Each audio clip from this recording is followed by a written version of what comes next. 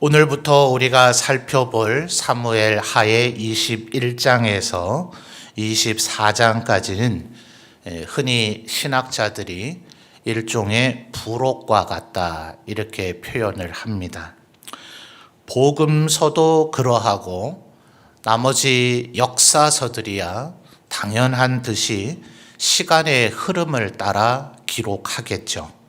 근데 사실은 복음서도 자세히 보시면 어떤 부분은 시간의 흐름을 따라 기록하기는 했지만 어떤 부분에서는 큰 틀에서 그 저자가 예컨대 요한복음에 그런 부분이 조금 많이 나옵니다.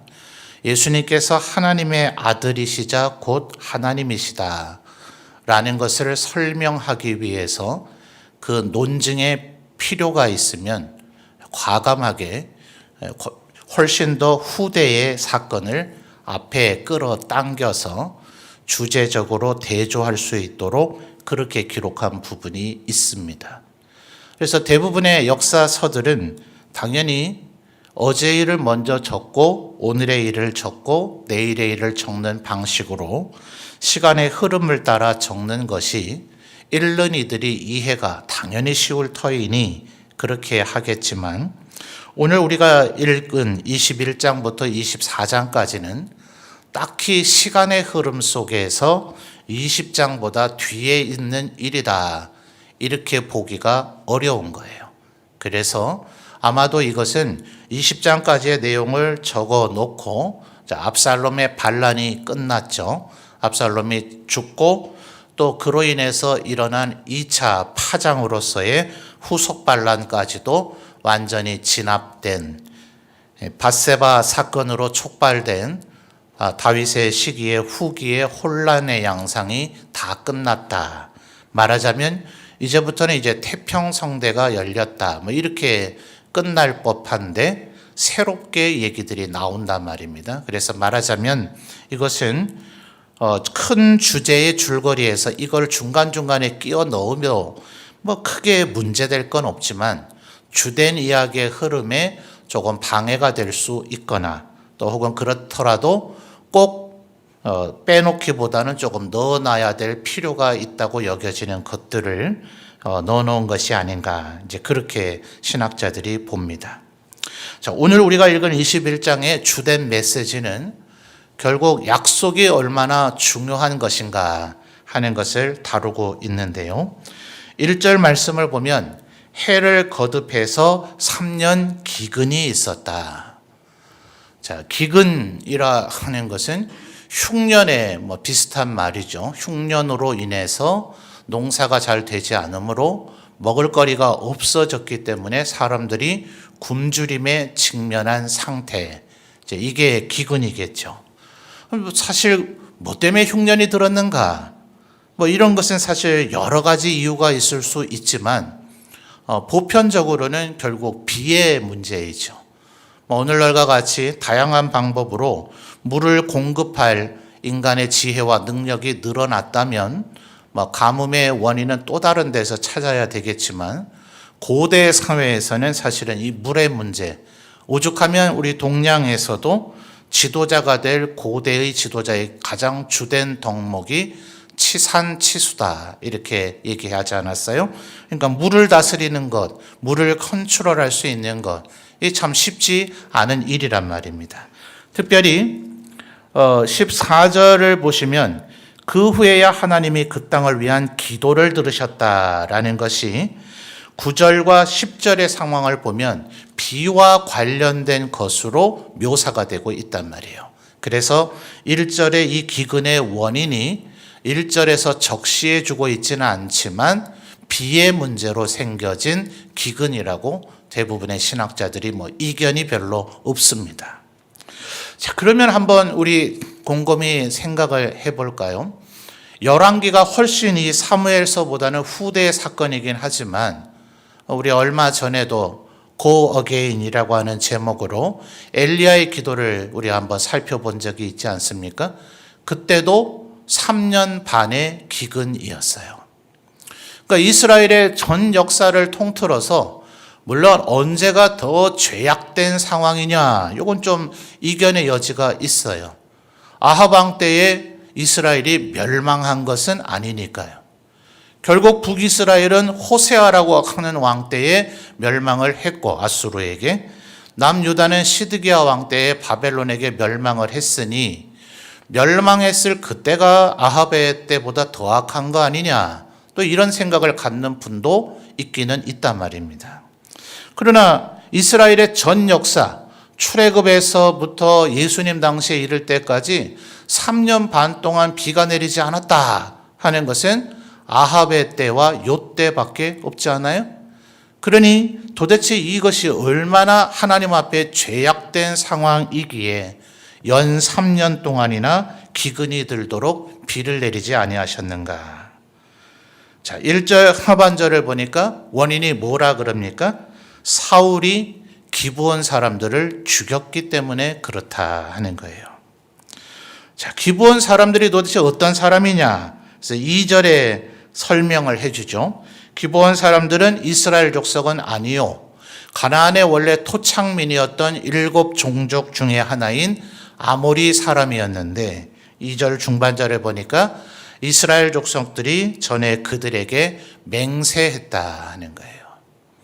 자, 어떤 내용입니까? 여호수아서를 보면 이 내용이 나오는데, 이들이 마치 멀리에서 온 것처럼 자기들이 복장도 아주 낡아 떨어진 복장을 입고, 일부러 빵도 곰팡이가 쓸도록 만들어 가지고 그것을 들고 와서 여호수아에게 우리는 멀리서 온 종족인데 당신들의 소문을 듣고 화친을 맺으려고 왔으니 우리를 화친을 맺게 해달라. 그래서 이스라엘 종속이 우리를 죽이거나 공격하지 않겠다고 약속을 해달라. 대신에 우리는 대대손손 종이 되겠다.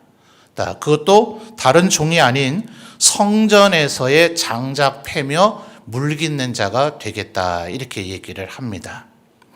자, 언제부터 사람들이 왕후장상, 왕과 귀족과 평민 그리고 종이 되었을까요?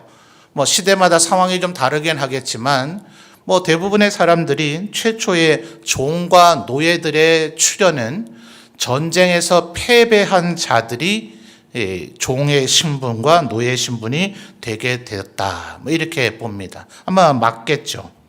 그러니까 지금 기브온 족속들이 자청해서 우리들이 아예 종이 되겠다. 어차피 당신들 우리 죽이거나 추방하거나 종 삼거나 그렇게 할 것 아니냐. 그러니 그 중간 과정 생략하고 우리가 종이 되겠다 하니 이스라엘 입장에서도 나쁜 이유가 없잖아요. 아무래도 하나님께서 기적을 통해서 이스라엘 쪽에 단 한 명의 희생자가 없이 승리를 주실 때도 있었지만 대부분의 상황에서야 이스라엘 쪽에도 피해자가 생기기 마련이니 그런 중간 과정을 생략하고 알아서 종이 되겠다 하니 마다할 이유가 없습니다. 그래서 여호수아가 하나님 앞에 기도하지도 아니하고, 이 부분은 여호수아서가 적시합니다. 다시 한 말씀드리지만 하나님께 기도했다. 그래서 하나님께 지금 이런 일이 벌어졌는데 이렇게 할까요 말까요? 하나님께서 이렇게 해라. 그래서 그 뒤에 이렇게 됐다 하면 기록의 분량이 2-3배 이상으로 다 늘어나야 됩니다. 그래서 적지 않은 부분이 그런 부분을 생략했기 때문에 아무개가, 하나님의 지도자인 아무개가 하나님께 기도했다. 그래서 하나님이 대답하셨다. 요 내용이 없으면 요거 기도 안 했네. 요렇게 단정 지으면 안 됩니다. 대부분의 상황은 당연히 기도했을 것이기 때문에 생략을 한 기록이라고 봐야 됩니다. 그런데 만약 그것이 하나님 앞에 기도하지 않은 것이라면, 그래서 그것이 하나님의 진노와 노여움을 사게 된 것이라면 성경은 분명히 기도하고 묻지 않았다라는 것을 적시를 해주거든요. 그런데 이 기브온 족속과의 상황이 그랬어요. 기도하고 묻지 않았다. 그런데도 하나님께서는 이것을 추인해 주셨습니다. 왜 그랬을까요? 성경은 그것에 대해서는 명확히 설명하지는 않아요. 참 여호수아가 기도하지 않은 것도 아닌 거지만 참 어리석죠. 정말 옷이 오랜 시간 여행을 했기 때문에 낡아 떨어졌고 빵이 곰팡이가 쓸 정도로 먼 거리에서 왔다면 굳이 이스라엘 족속하고 화친을 맺어야 될 이유가 있을까요? 없죠. 이스라엘이 요단강을 건너와서 이미 여리고를 비롯한 베들레헴, 예루살렘, 헤브론 등 가나안 땅의 남부 지역 전역을 다 장악했다. 이러면 그래도 화친을 맺을까 말까를 멀리 있는 기브온 족속이라면 고민할 필요가 있을 거예요. 그런데 이 상황은 아직 이제 여리고와 아이만 정복했을 뿐 남부 지역도 대부분 장악하지 못한, 심지어 여리고성은 귀한 기적, 소문에 들으니, 소문이죠. 가나안 7족속은 본 적이 없어요. 소문에 듣기에는 여리고성이 다 무너져서 전멸했대더라. 에이, 무슨 그런 일이 있으려고, 이런 사람이 더 많지 않겠어요? 여러분, 만약 그런 소문을 누구 들었다면 어느 지역이 성이 무너지면서 그 도시의 사람들이 거의 다 죽었대더라 이러면 그렇지 뭐 그런 일은 가끔 일어나지, 이렇게 받아들이겠습니까? 안 받아들이죠. 에이, 누가 이렇게 과장해. 이스라엘 사람들이 정말 그렇게 강하다고 아마 이렇게 받아들이는 게 더 상책 아니겠어요? 그리고 두 번째, 아이성은 여리고에 비해서 훨씬 더 성이 작았는데 1차 전투는 패배했다가 2차 전투에서 속임수를 써서 세면에서 협공을 해서 공격을 해서 이겼대더라. 이것 가지고는 이스라엘인들에게 굳이 공포심을 먹을 이유는 없거든요. 그러니 지금 상황 자체가 굳이 멀리에 있는 족속이 와서 화친을 청할 이유가 없단 말이에요. 예를 들어 우리 문경에 아주 강력한 국가가 형성됐대더라 이러면 예천이나 상주분들이 와서 우리 잘 지내봅시다, 알아서 우리가 종노릇 할게요, 이건 이해가 되잖아요. 그런데 저 의정부나 철원 쪽에 사람이 왔다 그러면 말이 됩니까? 안 되죠. 충청도나 경기 남부 지역까지 우리가 진출했다면 그때쯤 그 사람들이 와서 우리가 종할게요 이러면 이해가 돼요. 그런데 아직 예천 상주도 장악 안 했는데 뭐 때문에 철원과 의정부에서 온단 말이에요. 멀리서 왔다는 말 자체가 말이 되지를 사실은 않죠. 한 발자국만 더 생각해 봤어도 말이 안 되는 걸 알 수 있었을 텐데, 기이하게도 여호수아는 그런 판단을 내리지 않았고 하나님께 묻지도 않았고 그 화친을 수락해 버립니다. 바로 문제는 바로 이들이 스스로 자청해서 다른 종도 아닌 성전에 장작패며 물깃는 자가 되겠다 한 이 서약의 신학자들은 이유를 봅니다. 마치 기생 라합이 가나안 사람 전부 다 이스라엘을 향한 공포심 내지는 적개심을 먹었을 그때에 그는 똑같은 현상에 대한 소문을 듣고, 소문이라고 되어 있어요. 여호수아를 보면 이 라합이 내가 가서 그 현장을 봤다, 내가 기자처럼 취재했다, 이게 아니라 우리가 소문을 들었다 그래요. 사회적 위치로 보면 기생인 라합은 지배계층이 아니기 때문에 소문의 제일 수혜자가 되지 못합니다. 현대나 인터넷이 되면서 모든 국민들에게 자신이 의지와 열정만 있으면 정보의 평준화가 이루어졌지, 고대 사회는 지배층이 정보를 독점합니다. 평민들이나 종들은 정보 몰라요. 그런데 기생이 들은 소문 과연 정확할까요? 근데 소문을 듣고 기생 라합은 말하기를 상천하지에, 위로는 하늘로 땅에는, 이 아래로는 땅에 너희가 섬기는 하나님 외에는 또 다른 신이 없다. 너희가 섬기는 신만이 참된 신이시다 라고 라합의 고백을 했었습니다. 그 기브온 족속이 우리가 성전에 장작패며 물깃는 자가 되겠다 라는 이 다짐과 결심은 지금 한두 사람이 얘기한 게 아니죠. 기브온 성읍 그 종족 자체가 대표자를 뽑아서 보내기를 우리가 그런 종들이 되겠다고 얘기하고 우리의 생존을 보장받고 오라. 그 종족 도시인들 전체가 이스라엘 앞에서 하나님의 종이 되겠다고 헌신한 거죠. 그러니까 하나님께서 그것을 추인하셨단 말입니다. 이게 아니라 하더라도 하나님의 이름을 걸고 하는 맹세는 이토록 중요하게 지켜져야 되는 거예요. 그러니 여러분, 앞으로 그래서 성경의 이보다 훨씬 후반부에서 뭐라고 얘기합니까? 맹세하지 마라. 하늘로나 땅으로나 맹세하지 마라. 너희 인간은 맹세를 하거나 그걸 지킬 수 있는 존재가 못 된다. 상책은 맹세하지 말아야 됩니다. 그런데 우리는 사실 말하다 보면 굳이 뭐 맹세 수준은 아니더라도 내가 이렇게 하겠다고 말을 하기 마련이에요. 그래서 그 말한 것은 반드시 지켜야 되는 것. 이것이 신앙과 별로 상관이 없는 것 같지만 신앙은 결국 말로 이루어집니다. 하나님께서 천하 만물을 창조하신 것도 말씀입니다. 우리에게 하나님의 존재를 알게 해주고 믿음에 이르게 하는 것도 말씀입니다. 글자이고 말이지만 이것은 결국 말입니다. 그래서 말로 이루어진 이 언약, 약속을 지킨다는 것은 얼마나 중요한지 모릅니다. 신학자들은 성경을 얘기하기를 하나님과 우리 인간 사이에 계약과 언약으로 이루어져 있다. 그래서 계약이라는 관점에서 성경 전체를 보는 것을 계약신학이라 얘기하고 또 성경 전체를 언약으로 보는 것을 언약신학이라고 얘기해요. 실제로 우리가 교회 안에서 사용하는 수많은 언어들이 이 약속, 계약이란 개념과 관련이 있습니다. 우리가 지금 읽은 사무엘하, 창세기부터 말라기까지를 우리가 뭐라고 부릅니까? 구약이라 그러죠? 옛 언약이요, 옛 약속입니다. 그래서 영어로도 Old Testament라 그래요. 마태복음부터 요한계시록까지 뭐라고 불러요?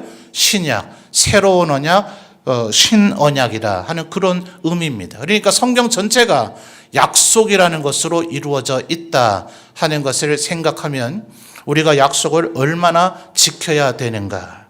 자, 그런데 2절 하반절을 보십시오. 사울은 그런데도 왜 이 기브온 족속을 죽였는가? 자, 2절 우리 성도님들이 읽으시면서 두 글자로 된 이유가 될 단어를 찾아보시죠. 2절 읽어주십시오. 시작.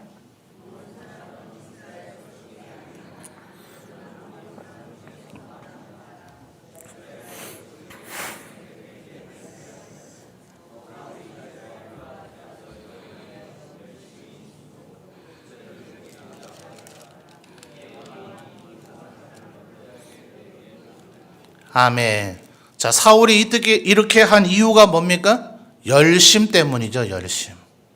엘리야 선지자도 하나님 앞에 로뎀나무 아래에서 차라리 날 죽이십시오 라고 불평할 때에 내가 이스라엘 가운데서 열심히 특심하였거늘 이렇게 얘기하죠. 보통 열심이 아닌 거예요. 아주 특별한 열심.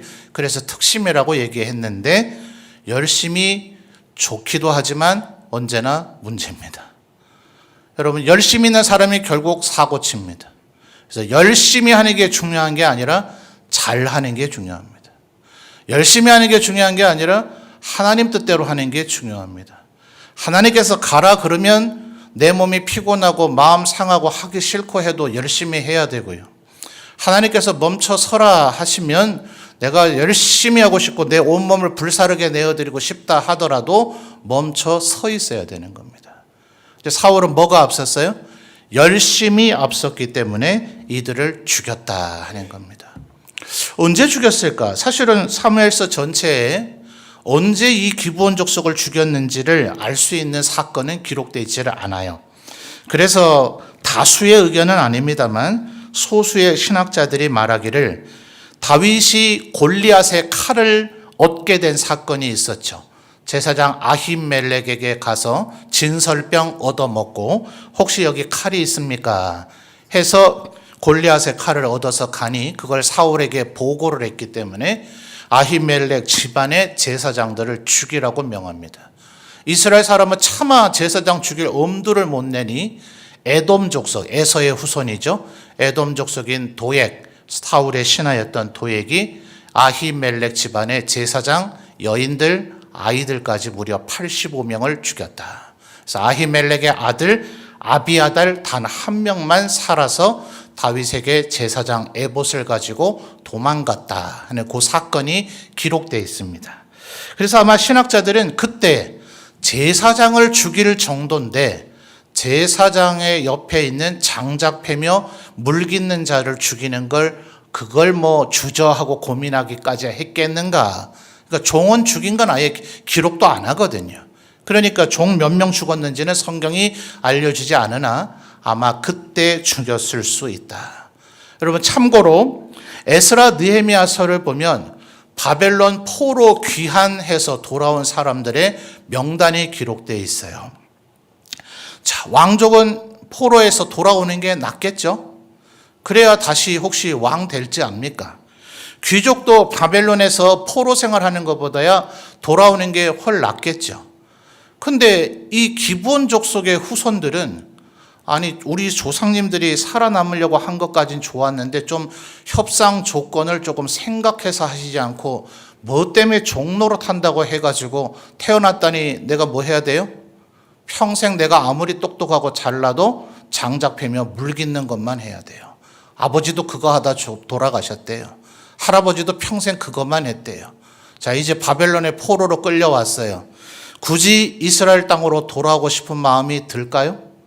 돌아가면 또 장작 패고 물 길어야 됩니다. 혹시 바벨론 땅에서 잘 보이면 포로로 잡혀온 다니엘이 총리가 되잖아요. 포로로 잡혀왔던 모르드게의 딸인 에스더가 왕후가 되잖아요. 차라리 바벨론 메데 파사에 남아있는 게 낫지 않습니까? 근데 성전에 보면 에스라 느헤미야서를 보면 느디님 사람이라고 표현되어 있는 사람들이 바로 이 기브온 족속의 후손인데 그들이 포로 가운데서 귀환합니다. 대단하지 않습니까? 이럴 정도의 충성과 헌신이 있기 때문에 하나님께서 이들을 지켜주시고 보호해 주시고자 하고자 하지 않으시겠어요? 근데 사울이 그런 생각을 하지 않고 이들을 함부로 죽였던 겁니다. 자, 분명히 지금 1절에 다른 거는 약간의 이견의 여지가 있고 성경에 조금 더 검토가 필요한 부분이 있긴 하지만 1절 하반절은 분명히 여호와께서 이르시되 그랬죠? 자, 1절 중반절을 보십시오. 여호와께서 이르시되 이는 사울과 피를 흘린 그의 집으로 말미암음이니 그가 누구를요? 기브온 사람을 죽였음이니라. 하나님이 지금 선언하신 거예요. 이 비가 오지 않는 이유는 기브온인들을 죽였기 때문이다. 하나님께서 그의 이름이 걸린 맹세를 얼마나 철저하게 여기시는가 하는 것을 우리가 확인할 수 있겠죠. 자, 4절에 이제 다윗이 그러면 내가 어떻게 너희에게 속죄를 해줘야 되느냐 하니 4절에 기브온 사람들이 이렇게 얘기합니다. 은금의 문제가 아니다. 돈으로 우리 병상받는 걸 원치 않는다. 그런데 사람 죽이는 건 우리가 결정할 수 없다. 사람을 죽이는 문제도 우리에게 있지 않다는 거죠. 이것은 다윗 왕에게 우리 종족이 죽은 것에 대한 피해 그 대가를 해결해 달라. 이렇게 얘기를 하는 겁니다. 그래서 다윗 왕이 그렇다면 너희가 원하는 대로 내가 해주겠다라고 얘기해서 5절과 6절 상반절을 보면 우리를 죽임에 이르게 한 사울의 자손 7사람을 우리가 죽이도록 해달라. 그렇게 요청을 했습니다. 그래서 6절 하반절에 보면 사울의 고울인 기브아에서 그들을 목매달겠다 이렇게 얘기를 하죠. 자, 7절을 보시면 또 다른 다윗의 입장에 나타나죠. 맹세를 지키기 위해서 다른 맹세를 깨면 안 된다는 겁니다. 그래서 무비보셋은 넘겨주질 않죠. 자, 성도님들께서 7절의 마지막 단어가 무비보셋은 아끼고 이렇게 되어 있으니까 우리의 감정과 정서는 와, 다윗도 결국 인간이네. 자기의 그 마음에 따라 움직였네. 그게 아닙니다. 요나단과의 맹세한 것을 지키기 위해서 무비보셋은 줄 수 없었다. 여기에 무게 중심이 있는 거예요. 그러니까 기브온 사람들에게 지켜져야 될 맹세를 지키기 위해서 요나단과 한 맹세가 깨지면 안 되는 거죠. 그래서 8절과 9절을 보면 사울의 또 다른 자손들인 리스바의 두 아들 그리고 사울에게는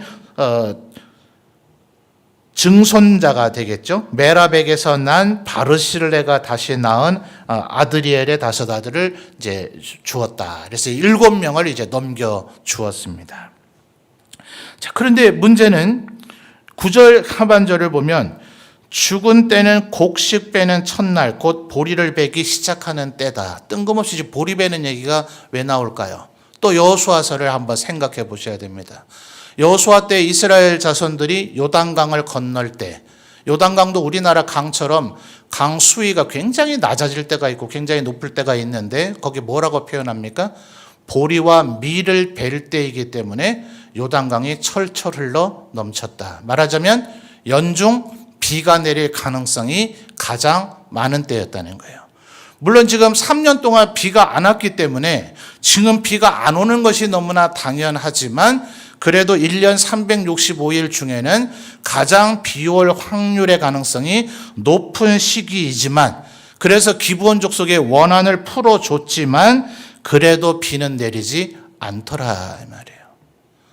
자, 약속을 지키고 원한을 풀어주는 것만으로는 안 된다 이 말이죠. 왜 그럴까요? 기브온 족속의 원한은 풀렸어요. 그런데 또 새로운 사람들의 원한이 생겨졌죠.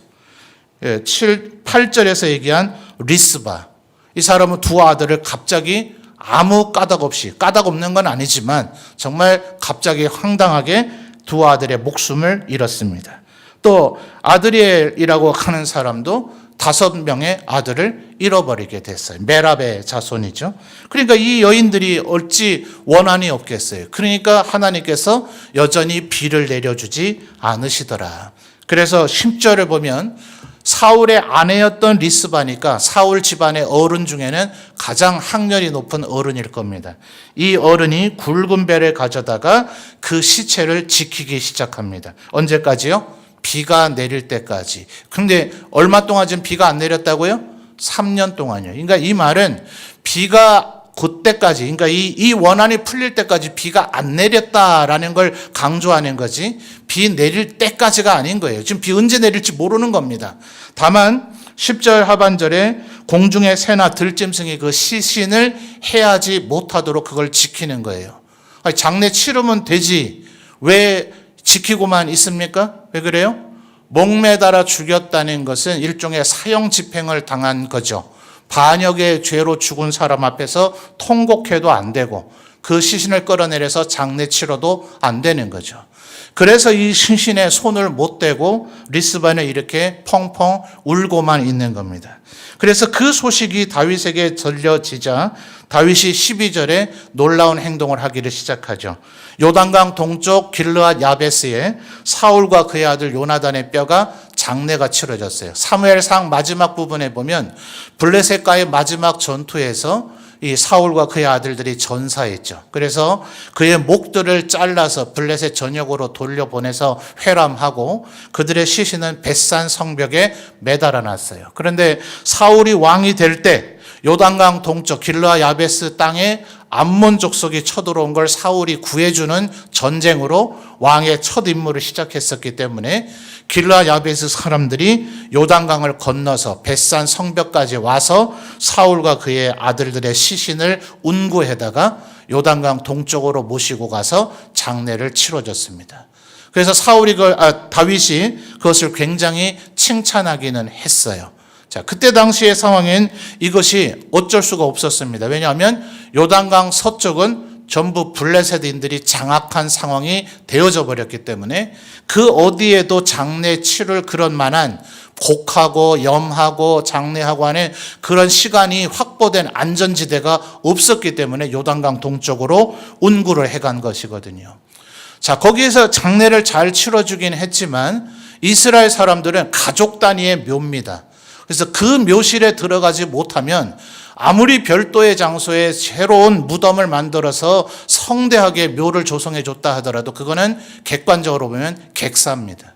그래서 자기의 고향에 돌아와서 열조들과 함께 묻혀야. 그래서 14절을 보면 그의 아버지 기스의 묘에 장사됐다. 사울과 그의 아들들, 아버지와 할아버지의 그 묘에 같이 장사돼. 이래야 이제 아주 정중한 최선의 최대의 예우로서 장례가 치러진 겁니다. 사실은 요단강 동쪽으로 장례를 치를 수밖에 없었어요. 그 상황에서는 그게 최선이었고 굳이 이걸 이장을 할 필요까지 있었는가 싶은데 다윗이 이것은 일반인 같으면 하지 않을 최대의 예우를 사울과 그의 아들들에게 보여준 겁니다.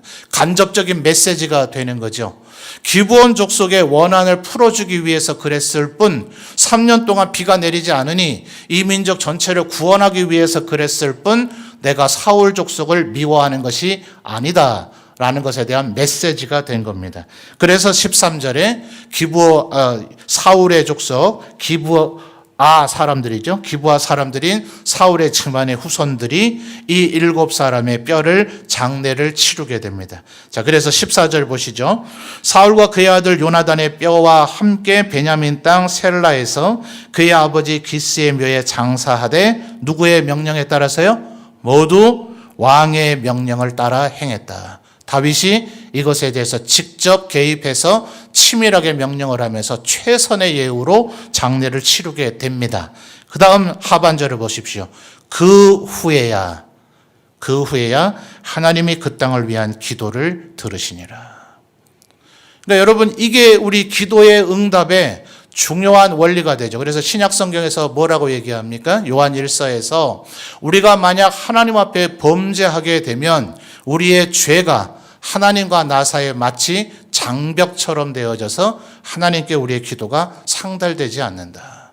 내가 죄 없다 이렇게 스스로 아집에 사로잡혀서 회개하지 않으면 여전히 죄가 남아있어서 나는 죄인인 상태가 되겠지만 내가 죄 있다고 자백하면 하나님께서 내 모든 죄를 사하신다. 그래서 기도하기 전에 내 죄를 해결하는 것이 기도 응답에 얼마나 중요한 것인가 하는 것을 우리에게 알려주죠. 그래서 이것이 성경의 원리입니다. 하나님 앞에 우리가 약속을 지키는 사람이 돼야 되고 또한 동시에 말씀에 순종하는 거죠. 그리고 자비와 긍휼을 행하는 사람이 될 때 하나님께서 우리가 하나님 앞에 기도하는 것의 주된 방점이 뭘까요? 각 사람마다 아마 기도 제목과 기도 내용은 조금 다르긴 할 겁니다. 근데 하나님 입장에서 우리의 기도에 응답하시고 우리가 요청하는 것을 들어주신다는 것은 큰 틀에서 보면 자비이고 긍휼이고 은혜죠. 그러니까 우리가 먼저 우리가 할 수 있는 자비와 긍휼을 행할 때 하나님께서 우리에게 자비와 은혜와 긍휼을 베풀어 주신다 하는 것입니다. 그래서 우리 성도님들께서 우리의 일상의 삶에 긍휼을 베푸는 삶을 살아야 되는 것이 하나님 앞에 기도하는 사람으로 살아가는 우리가 하나님 앞에 기도 응답을 받는 얼마나 중요한 방편인가. 그건 못지않게 약속을 지키는 사람. 그래서 여러분, 우리에게 약속은 조금 사실 별게 아닐 수 있습니다. 지금 우리 몇 월 며칠 몇 시에 만납시다. 당일에 되면 못 가요. 못 가는 이유가 분명히 있죠. 근데 엄밀히 사실은 약속을 깬 겁니다. 몇 시에 만납시다. 늦게 왔어요.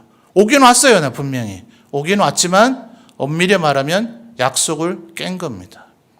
그래서 만나자고 했다. 혹은 또 우리 오죽하면 무슨 상표입니까? 다음이라고 하는 술이었던 것 같은데요.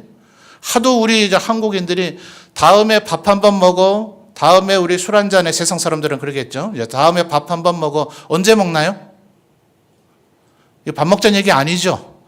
그냥 하는 인사말이죠. 서양 사람들은 이렇게 하면 큰일 난단 말입니다. 다음이란 말은 한국인에게는 그냥 인사말일 뿐이다. 이러면 안 된다. 이래서 제품이 다음이라는 게 한번 나온 적이 있어요. 우리에게 다음은 왜 그냥 지나가는 인사말인가? 서양사회에서 지각하고 결석하고 또 약속을 직전에 깨고 하는 사람은 믿을 수 없는 사람, 신뢰할 수 없는 사람 이렇게 됩니다. 하나님은 남성 아니시고 여성도 아니십니다. 하나님에게는 우리와 같은 성이 없습니다. 그러나 성경에 나타난 것이 남성적 이미지이고 성경의 주된 등장인물들이 남성이었기 때문에 사람은 심정적으로 하나님은 남성적 이미지를 갖고 있다고 생각한답니다. 그래서 만약 아버지들이, 믿는 아버지는 더더욱 약속을 지키지 않는다면 그 자식은 기도의 응답의 신뢰성이 현저히 떨어진답니다. 아버지에게서 하나님의 이미지를 보는 거예요. 근데 아버지가 내가 나한테 뭘 해주겠다 약속했는데 안 지키기를 밥 먹듯이 해요. 그러면 하나님께 기도해라 들어주신다 하는데도 아니야, 우리 하나님 아버지도 왠지 안 들어주실 거야 라는 생각을 한다는 거예요. 하나님께서 우리에게 하신 약속을 안 지킨 적이 있으신가요? 없으시죠? 성경 구석구석을 보면 나는 너희에게 한 약속을 지키는 자니라. 이 얘기를 계속하십니다. 그래서 프로미스 키퍼, 약속을 지키는 자. 이것은 서양인들에게는 어마어마한 개념이에요. 우리 동양 사람들에게는 그까진 약속 다 지키는 사람이 어디 있어? 그렇게 하니까 우리가 아직 예수를 믿는데도 이 나라 이 사회가 아직 이 수준이에요. 기독교 국가라고 거의 보여지는 한국인데도 불구하고 우리 사회가 아직 선진국의 수준에 도달하지 못하는 것은 우리는 가장 기본적인 거짓말의 문제 해결하지 못하고 약속 지키는 것에 대해서 그렇게 철저하지 못하기 때문에 그렇습니다. 기억하십시오. 하나님은 우리에게 약속하시고 반드시 약속을 지키는 분이시다. 그러니 하나님의 백성이 되고 하나님의 몸의 일원이 된 우리도 약속을 지키는 자가 되어야 된다. 다윗이 지금 얼마나 철저하게 하나님의 약속을 지키고자 했는가 하는 것을 우리가 알 수 있겠죠. 자, 15절부터 22절까지도 역시나 부록적인 기록입니다. 핵심만 찝고 마무리하겠습니다. 15절 하반절을 보니까 다윗이 피곤했습니다. 그래서 16절 하반절을 보니까 다윗이 죽을 위기에도 처했습니다. 오죽하면 17절에 이제 다윗의 부하들이 절대로 이제 전쟁터에는 나오지 마십시오. 왕이 전사하실까 겁납니다. 괜히 왕 구하려고 하다가 전쟁 국면이 나빠질까 두렵습니다. 그냥 성에 머물러 계시고 우리가 나가는 게 훨씬 전략적으로 유리합니다. 그런데 다윗이 골리앗을 죽인 것처럼 부하들이 그렇게 할 수 있어야 이게 가능하지 않겠어요? 다윗이 피곤해졌으니, 다윗이 죽을 위기를 처하는 그런 꼴이 됐으니 이제 이스라엘의 영광된 시대는 다 사라져버린 것 아닙니까? 자, 우리가 읽은 15절에서 22절까지 16절의 거인족의 아들, 18절의 거인족의 아들, 20절 하반절의 거인족의 소생, 22절의 거인족의 소생, 결국 골리앗 닮은 애들이라는 이미지거든요. 그걸 계속해서 얘기해 주고 있는데 17절 수르야의 아들 아비새가 그를 죽였고요. 16절에 나타난 이스비브놈이요. 18절에 후사 사람 십부게, 누군지도 모르겠죠. 아마 들어본 기억이 별로 없으실 겁니다. 그런데 그가 거인족의 아들 삽을 쳐 죽였고요.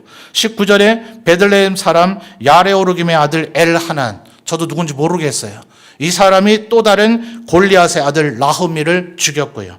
또 20절에서 나타난 거인족의 키가 큰 자, 이름도 나오지 않는 하여튼 거인족의 한 명인데 21절 다윗의 조카가 되겠죠. 다윗의 형 삼마의 아들 요나단이 그를 죽였다. 다윗이 믿음대로 살아가는 것을 보고 그 선한 영향력이 미쳐 나가면 다윗이 연로해지고 다윗이 피곤해지고 다윗이 이제 퇴장할 때가 돼도 또 다른 용사들을 하나님께서 일으켜 세우신다 하는 것입니다. 그러니까 우리가 믿음으로 사는 것이 얼마나 중요한가. 여러분이 믿음으로 사시면 우리의 다음 세대가 분명히 그것을 봅니다. 아니요, 다음 세대 아니더라도 우리와 동일 세대 가운데서도 누군가 봅니다. 내가 흔들리면 우리 모두에게 악영향을 미치는 겁니다. 아간처럼 되면 우리 모두가 피해를 입습니다. 근데 우리 가운데 누군가가 믿음으로 살면 우리 모두가 그것을 보고 담력을 얻게 되는 것입니다. 여러분의 믿음이 우리 모두를 살리는 길이 된다 하는 것을 기억하셔서 약속을 지키는 자, 하나님의 말씀을 지키는 자, 자비와 긍휼을 행하는 자로 힘있게 살아가심으로 우리 성도들에게 선한 영향력을 미치시는 우리 모든 성도들이 되시기를 바랍니다.